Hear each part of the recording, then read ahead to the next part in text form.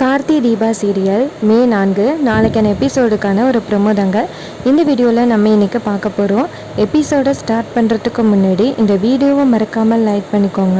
உங்களுடைய ஒவ்வொரு லைக்ஸும் அடுத்து வீடியோ போடுறதுக்கு எங்களுக்கு கொஞ்சம் இன்ட்ரெஸ்டிங்காகவும் மோட்டிவேஷனாகவும் இருக்கும்.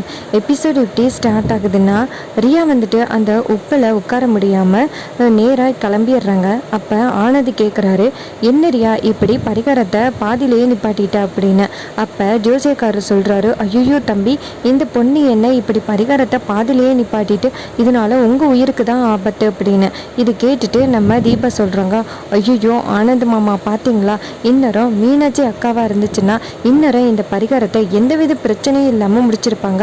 ஆனால் இவங்க பரிகாரத்தை செய்ய வேணாம்னு சொல்லியிருந்தா கூட மீனாட்சி அக்கா பண்ணியிருப்பாங்க. ஆனால் இவங்க பரிகாரத்தை பாதிலேயே நிப்பாட்டிட்டாங்களே அப்படின்னு. அப்போ மைதிலி கேட்குறாங்க, ஏன் தீபா இந்த பரிகாரத்தை பாதிலேயே நிப்பாட்டினா என்ன பிரச்சனை வரும் அப்படின்னு. அப்போ தீபா சொல்கிறாங்க, இங்கே பாருங்கக்கா, இந்த பரிகாரத்தை பாதிலேயே நிப்பாட்டினா இது வரைக்கும் செஞ்ச பரிகாரத்துக்கு எந்தவித பலனும் இல்லாமல் போயிடும். அப்புறம் ஆனந்த் மாமாவோட உயிருக்கு ஆபத்து கண்டிப்பாக வரும் அப்படின்னு. இதை கேட்டுட்டு நம்ம மைதிலி சொல்கிறாங்க, ஐயோ இது தெரிஞ்சிருந்தா இந்த மீனாட்சியவே நம்ம பரிகாரம் செய்ய சொல்லியிருக்கலாமே, இந்த ரியா எதுக்காக பரிகாரம் செய்கிறேன்னு வந்தா அப்படின்னு. அப்போ தீபா சொல்கிறாங்க, இதுக்கு தான் நான் ஆனந்த் மாமா கிட்ட அப்போவே சொன்னேன், இந்த ரியாவுக்கெல்லாம் இந்த பரிகாரத்தை பற்றியெல்லாம் ஒன்றும் தெரியாது, இவ சிட்டியில் வளர்ந்தவ அப்படின்னு நான் ஏற்கனவே சொன்னேன். கொஞ்சமாவது நான் சொன்னதை மாமா கேட்டாரா? பார்த்தீங்களா இப்போ எவ்வளோ பிரச்சனை வந்துட்டுன்னு. இப்போ இந்த பரிகாரமும் பாதிலேயே தடைபட்டு போயிட்டு இதனால ஆனந்த் மாமாவுக்கு ஏதாவது பிரச்சனை வரப்போகுது அப்படின்னு. இது கேட்டுட்டு ஆனந்த் சொல்கிறாரு, தீபா என்ன தீபா சொல்கிற அப்படின்னு.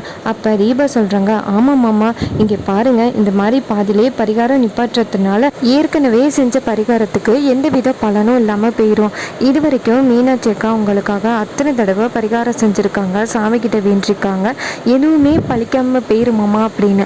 இது கேட்டுட்டு ஆனந்த் ஷாக் ஆகுறாரு. ஆனந்த் கோவமாக நேராக ரியாவை பார்த்து, ரியா எனக்காக நீ இதை கூட தாங்கிக்க மாட்டியா அப்படின்னு. அதுக்கு ரியா சொல்கிறாங்க, இங்கே பாருங்க ஆனந்த், உங்களுக்காக நான் எதை வேணாலும் தாங்கிப்பேன், ஆனால் இந்த உப்பில் நிற்க சொன்னது தான் என்னால் தாங்க முடியலை அப்படின்னு. அப்போ நம்ம ஆனந்த் கோச்சிக்கிட்டு போகிறாரு. அப்போ நம்ம தீபா சொல்கிறாங்க, பாத்தியா ரியா, உன்னால் முடிஞ்சது இவ்வளோ தாண்டி அப்படின்னு. அதுக்கு ரியா கேட்குறாங்க, இங்கே பாரு, நான் ஆனந்த் கிட்ட பல விஷயங்களை சொல்லி நான் தப்பிச்சிருவேன் அப்படின்னு. அதுக்கு தீபா சொல்கிறாங்க, அதுக்கு நாங்கள் விட்டா தானே அப்படின்னு. அப்போ ஐஸ்வர்யா ரியா கிட்ட சொல்கிறாங்க, கொஞ்ச நேரம் கூட உன்னால் முட்டி போட்டு உட்கார முடியாதா? 5000 கோடி சொத்தில் பாதி சொத்து உன் பேருக்கு வரப்போகுது, அதுக்காகவாவது நீ முட்டி போட்டு உட்காந்துருக்கலாம்ல அப்படின்னு. அதுக்கு ரியா கேட்குறாங்க, ஐயோ என்னால் சுத்தமாக முடியலக்கா, இல்லைன்னா நான் உண்மையிலே நான் உட்காந்துருந்துருப்பேன் அப்படின்னு. இப்போ ஐஸ்வர்யா சொல்கிறாங்க, சரி வீட்டுக்கு வா, வீட்டில் என்ன நடக்குதுன்னு பார்ப்போம் வா அப்படின்னு சொல்லிட்டு நேராக ரியாவை கூட்டிக்கிட்டு வீட்டுக்கு போகிறாங்க. ரியா நொண்டி நொண்டி நடந்து வராங்க.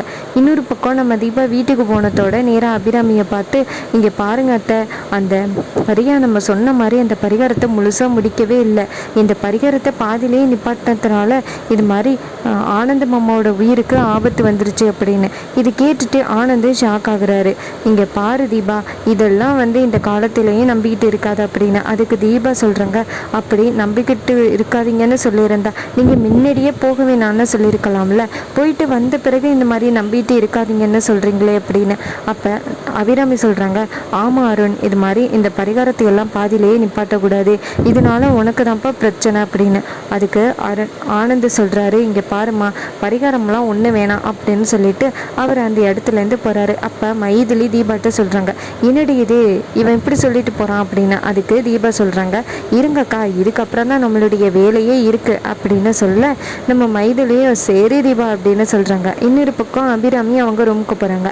அப்போ நம்ம தீபா மைதிலி கிட்ட சொல்கிறாங்க, நம்ம இப்போ செய்ய போகிற விஷயம் கண்டிப்பாக அத்தைக்கு பிடிக்காது, ஆனால் நம்ம இதை செஞ்சு தான் ஆகணும், ஏன்னா ஆனந்த் மாமாவும் மீனாட்சி அக்காவும் ஒன்று சேரணும், இந்த ரியாவை இந்த வீட்டை விட்டு துரத்தி அடிக்கணும், ஆனந்த் மாமா மீனாட்சியை பற்றி புரிஞ்சுக்கணும், அதுதான் நமக்கு வேணும், அதுக்காக தான் நம்ம இந்த திட்டத்தை செய்ய போகிறோம் அப்படின்னு. அதுக்கு மைதிலி கேட்குறாங்க, என்ன பண்ண போகிறோம் அப்படின்னு. அப்போ நம்ம தீபா நேராக மைதிலி கிட்ட ஒரு திட்டத்தை சொல்ல மைதிலியும் சரி அப்படின்னு சொல்கிறாங்க.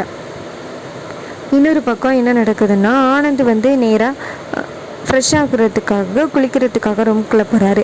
அப்போ நம்ம தீபா என்ன பண்ணுறாங்கன்னா, ஆனந்தோட ரூமுக்கு யாருக்கும் தெரியாமல் போகிறாங்க. மைதிலி வெளியில் யாரும் வராங்களான்னு பார்த்துக்கிட்டு இருக்காங்க. ரியா கை கால் வலிக்குது அப்படின்னு ஹாஸ்பிட்டல் போயிட்டாங்க. இன்னொரு பக்கம் நம்ம தீபா நேராக ஆனந்த் ட்ரெஸ்ஸு அயன் பண்ணுறவாரு. அதனால அந்த அயன் பாக்ஸ் எல்லாம் இங்கே வச்சுருப்பாரு. அப்போ நம்ம தீபா என்ன பண்ணுறாங்கன்னா, அந்த அயன் பாக்ஸை எடுத்து ஆனந்த் அயன் பண்ண வேண்டிய அந்த சட்டையில் வச்சுட்டு வெளியில் வந்துடுறாங்க. இதனால் கரண்ட்டு ஆன் ஆகிருக்கிறதுனால அந்த சட்டை அப்படியே தீப்பிடிச்சி எரிய ஆரம்பிக்குது. அப்போ மைதிலி கேட்குறாங்க, தீபா இதனால் அத்தை எதுவும் தப்பாக நினச்சிக்க மாட்டாங்களே அப்படின்னு. அப்போ தீபா சொல்கிறாங்க, நம்ம இந்த மாதிரி விஷயத்தை செஞ்சால் மட்டும்தான் ஆனந்த் மாமாவுக்கு மீனாட்சி பற்றி புரிதல் வரும் அப்படின்னு. இன்னொரு பக்கம் ஆனந்த் ரூமை விட்டு வெளியில் வராரு. அப்போ அவருடைய ரூம் கிட்ட சட்டை எரிஞ்சிக்கிட்டு இருக்கிறத பார்த்துட்டு ஆனந்த் ஷாக் ஆகுறாரு. அப்போ ஆனந்த் வெளியில் ஓடியாந்து இது மாதிரி என் ரூமில் சட்டை எரியுது அப்படின்னு சொன்னதோட அப்போ தீபா டக்குன்னு சொல்கிறாங்க, ஐயோ மாமா பரிகாரம் பழிக்க ஆரம்பிச்சிருச்சோ அப்படின்னு. அப்போ ஆனந்த் சொல்கிறாரு, ஐயோ அதை வீடு தீபா, இங்கே எரியுது, எங்கே அந்த தீ அணைக்கிற பெட்டி அப்படின்ட்டு தீ அணைக்கிற பெட்டி எடுத்துகிட்டு போயிட்டு அந்த நெருப்பை அணைக்கிறாங்க. அப்போ நம்ம அபிராமி அருணாச்சலம் எல்லாருமே வந்துடுறாங்க. அப்போ ஆனந்தோட கையில் கொஞ்சம் காயப்பட்டுருது, நெருப்பு காயம். அப்போ நம்ம அபிராமி கேட்குறாங்க, இங்கே பார்ப்பா ஆனந்த், நான் ஏதோ இதை சாதாரண விஷயம்னு நினச்சேன், ஆனால் இது சாதாரண விஷயம் கிடையாது அப்படின்னு. அந்த நேரம் ரியாவும் ஐஸ்வர்யாவும் வராங்க. அப்போ ரியா வந்து ஆனந்தோட கையில் கட்டுப்பட்டுருக்கிறத பார்த்துட்டு ஓடி வந்து ரியா கேட்குறாங்க, என்னாச்சு ஆனந்த் அப்படின்னு. அப்போ ஆனந்த் கையை தட்டி விடுறாரு. அப்போ ஐஸ்வர்யா ரியா கிட்டே சொல்கிறாங்க, கண்டிப்பாக இந்த ஜாதகத்தை வச்சு ஏதோ ஒரு பிரச்சனையை உண்டாக்கிட்டாளுங்க நம்ம இல்லாத நேரத்தில் அப்படின்னு. அப்போ ரியா சொல்கிறாங்க, தீபா சாதாரண ஆள் நினச்சேன், ஆனால் இவ சரியான ஆளாக இருக்காளே அப்படின்னு. இன்னொரு பக்கம் நம்ம தீபா சொல்கிறாங்க, நான் தான் அப்போவே சொன்னேன்னா மாமா, இது மாதிரி பாதியிலேயே பரிகாரத்தை நிப்பாட்டுறது தப்பு அப்படின்னு. ஆனால் நான் சொன்னதை எங்கேயாவது கேட்டிங்களா, இப்போ பார்த்தீங்களா என்னாச்சு அப்படின்னு. உடனே ஆனந்தி கேட்குறாரு, சரி இனிமேல் பரிகாரத்தை சரியாக எப்படி பண்ணுறது அப்படின்னு. அப்போ தீபா சொல்கிறாங்க, அதுக்கு தான் என்னுடைய அக்கா மீனாட்சி இருக்காங்களே, அவங்கக்கிட்ட சொன்னால் கண்டிப்பாக நல்லபடியாக இந்த பரிகாரத்தை முடிப்பாங்க அப்படின்னு சொல்ல ரியா கேட்குறாங்க, இல்லை முடியாதே, நான் தான் பரிகாரத்தை பண்ணுவேன் அப்படின்னு. அப்போ ஆனந்த் சொல்கிறாரு, நீ பரிகாரத்தை செஞ்சு முடித்தது போதும், பரிகாரம் செய்கிறதுனா அது மீனாட்சி மட்டும்தான் அப்படின்னு. அப்போ மீனாட்சி வெளியிலேருந்து கேட்குறாங்க, நான் என்ன உங்கள் வேலைக்காரியா, உங்களுக்கு அதுக்கு பரிகாரம் பண்ணணும்னு அவசியமே கிடையாது அப்படின்னு. அதுக்கு ஆனந்த் சொல்கிறாரு, இங்கே பாரு மீனாட்சி, என்னை மன்னிச்சிரு, உன்னை பற்றி நான் ரொம்பவே தப்பாக நினச்சிட்டேன், நீ ரொம்ப நல்ல பொண்ணு. ரியா வந்துட்டு இந்த வீட்டுக்கு எதுக்காக வந்திருக்கானே எனக்கு புரியல, எனக்காக இந்த ஒரு பரிகாரத்தை கூட அவளால் செய்ய முடியலை அப்படின்னு. அப்போ ரியா சொல்கிறாங்க, ஆனந்த் இந்த பரிகாரத்துக்கே எனக்கு கை கால்லாம் வலிக்குது ஆனந்த் அப்படின்னு. அப்போ தீபா சொல்கிறாங்க, நீ கடவுள் பக்தியோட இந்த பரிகாரத்தை பண்ணியிருந்தா உனக்கு எந்த வித பிரச்சனையும் வந்திருக்காது அப்படின்னு. அதுக்கு ரியா சொல்கிறாங்க, தேவையில்லாமல் என் மேலே பழி போடாதீங்க, என்னால் முடிஞ்ச அளவுக்கு நான் அந்த பரிகாரத்தை செஞ்சேன், ஆனால் என்னால் வந்து மேனேஜ் பண்ண முடியல அப்படின்னு. அப்போ தீபா சொல்கிறாங்க, இதுவே மீனாட்சி அக்காவாக இருந்தால் இந்நேரம் பரிகாரத்தை முடிச்சுட்டு ஆனந்த மாமாவோட ஜாதகத்தில் உள்ள அந்த கிரக நிலைகளை தவிர்த்திருப்பாங்க அப்படின்னு. இது கேட்டுட்டு ரியா டென்ஷன் ஆகுறாங்க. இன்னொரு பக்கம் ஆனந்த் சொல்கிறாரு, தீபா நான் ஒத்துக்கிறேன், மீனாட்சி தான் பெஸ்ட்டு அப்படின்னு. இதை கேட்டுட்டு ரியா ஷாக் ஆகுறாங்க. ரொம்பவே இன்ட்ரெஸ்டிங்காக அப்கமிங் எபிசோடை கொண்டு போகிறாங்க. இதே மாதிரி இனிமேல் அப்டேட்ஸ் வேணும்னா இந்த சேனலை சப்ஸ்கிரைப் பண்ணிக்கோங்க. அது அடுத்த வீடியோவில் பார்க்கலாம்.